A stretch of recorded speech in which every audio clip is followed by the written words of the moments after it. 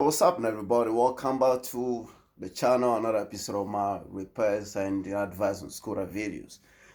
Fortunately, life is getting back, knife. I mean, like, the ease on the lockdown means that the project that I started about upgrading the Qiewa Q1 Hummer single drive system to dual drive system, can still go on. We got a little bit of difficulties now along the line. You know what I'm saying? Like, when we start this. We were trying to take this off the other day, my other video, and this wasn't coming out because uh the suspension keep turning in and we don't want to damage the spring.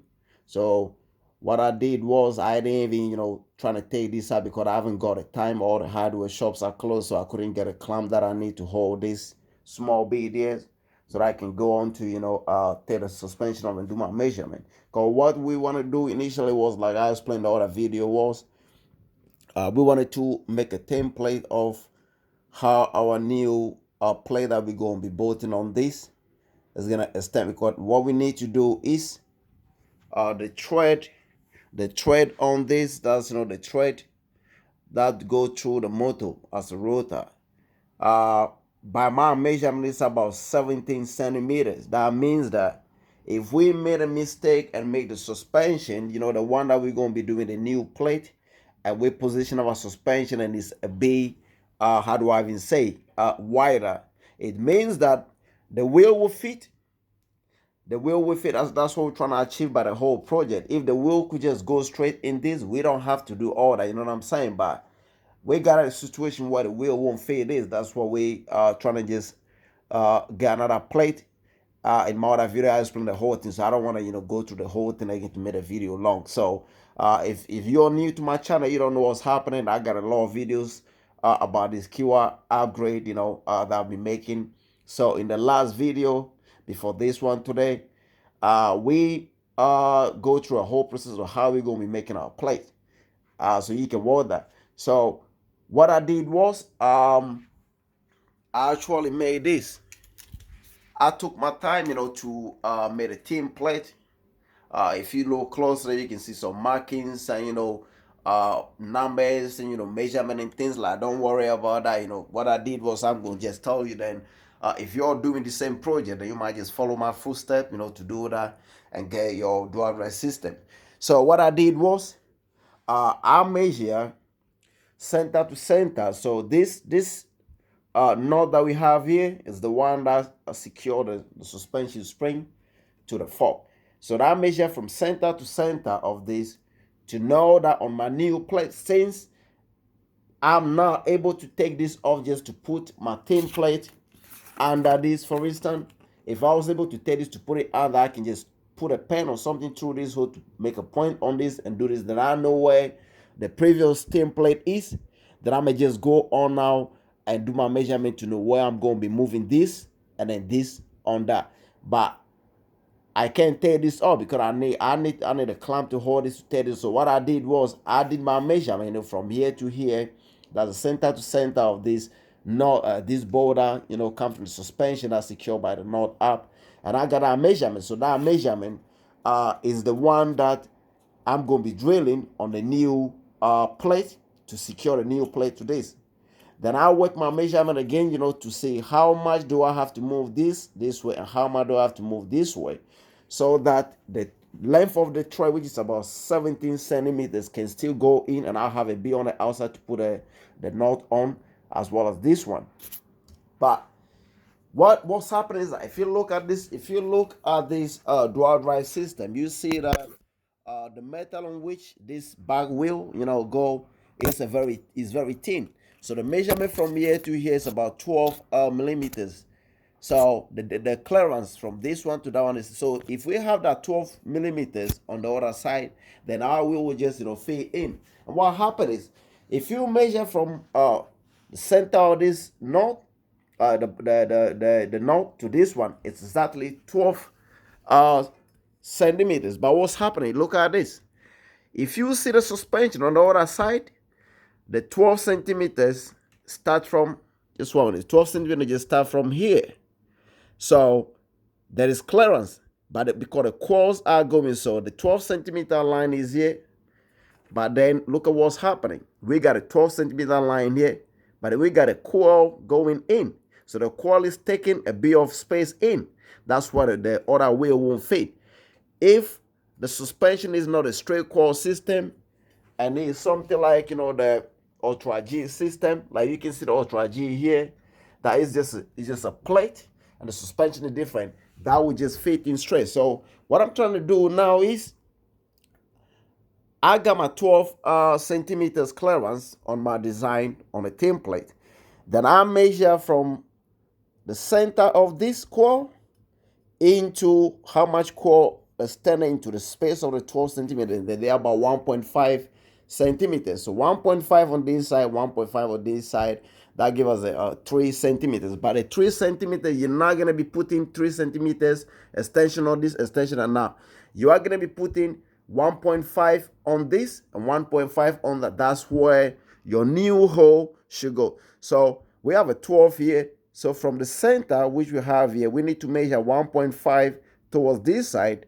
And from this center, we need to measure 1.5 towards that side. That's where it's going to be our new hole for where we're going to be putting this suspension in. And then secure that one with this on the other side. So assuming that we had our template. What's the template? So assuming, just 1 minute, I'll hold it. Okay, I got it right here. So assuming that we have the new template, which is like this. And now on my design or the drawing, this diameter line here is exactly on this one and that one. That's from. So the clearance from here to here is the 12 centimeters. So when I made a new plate, I'm going to be drilling the hole on this side to secure this new plate onto this one. Now I need to find a way to put the suspension hole. So the suspension hole, so from this hole here, you got to measure 1.5, which is exactly here, 1.5 centimeters. In order with 25, 1.5 centimeter, 1 centimeter is 10, so that's about 15 millimeters, to the other side. I just keep to the centimeters, which is quite okay.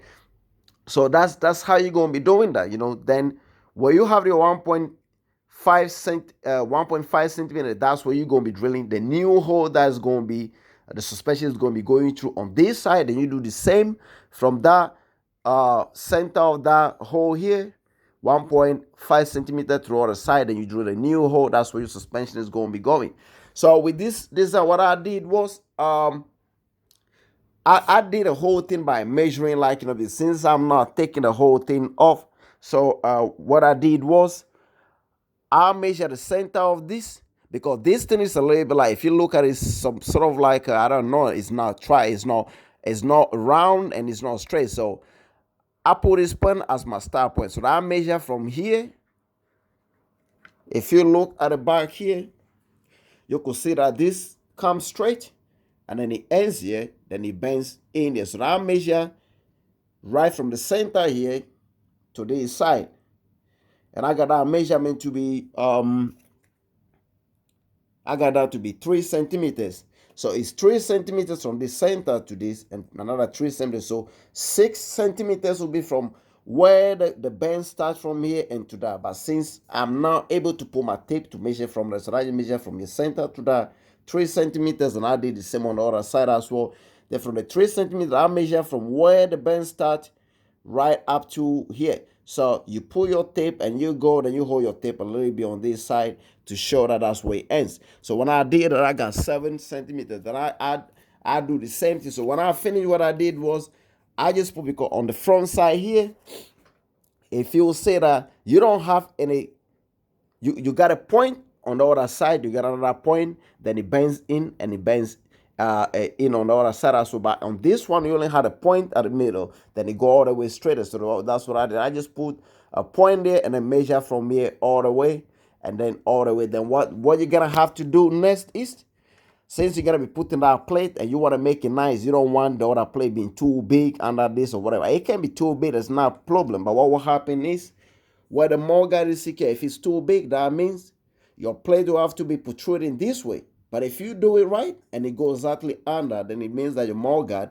it's not gonna have any problem with your new plate, because your new plate is just gonna be going slightly a little bit in, because the mortgage plate is here, so it's gonna be going slightly, just under that, and then it protrude a little bit out, which is good. So you gotta have to measure this one as well, the width.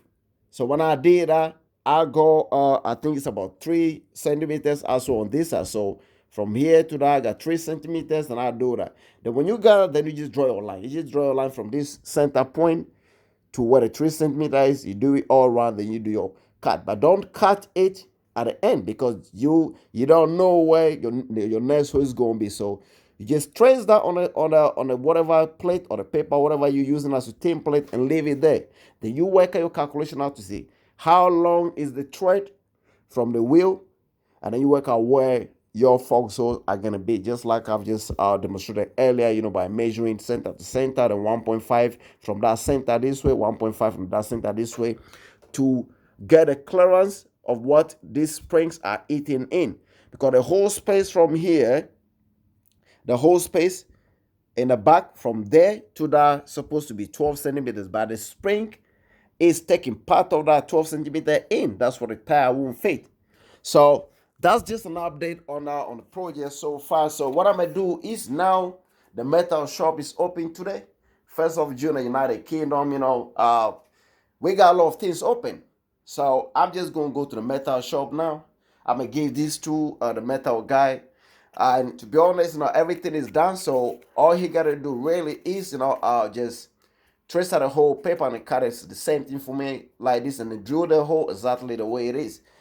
If that's not, if anything, I got measurements on that. I don't know if y'all can see, but I got measurement of all the stuff I'm doing there, the 3 centimeters, the 7, and I got a lot of measurements. So I think got a place where he's supposed to be putting the holes and all that. So if you're doing the same project and you want to achieve what I'm achieving, then you follow exactly, the update on this, and to make sure that your template or the next plate that you're going to be putting under this is not too wide, so the tire will fit, but there won't be enough thread for you to put your knot on.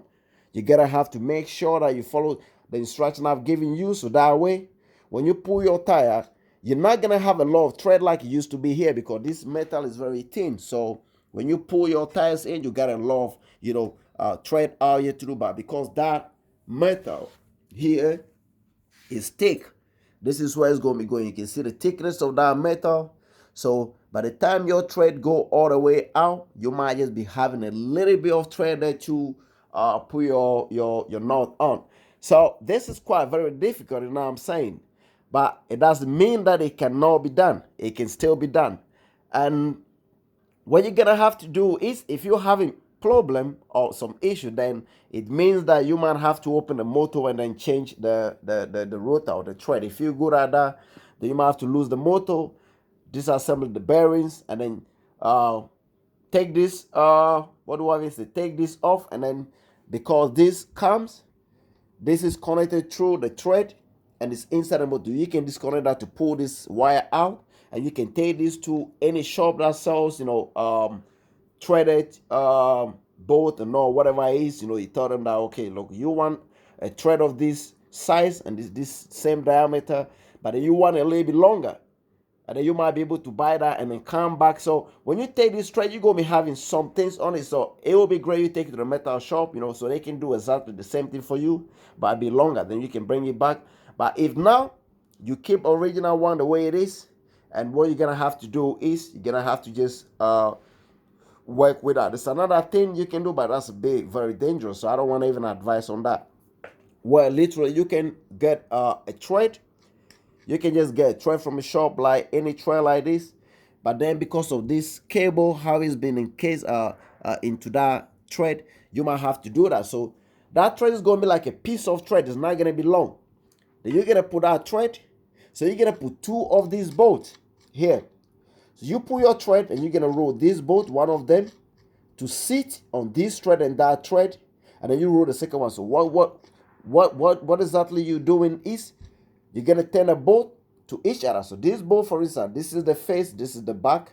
So you want to put your first bolt, this one, you turn it around, so this side should be facing this side and this side should be facing outside. But then the next one, you're gonna put it like that. So it's like both are gonna be meeting with their side, in the opposite side.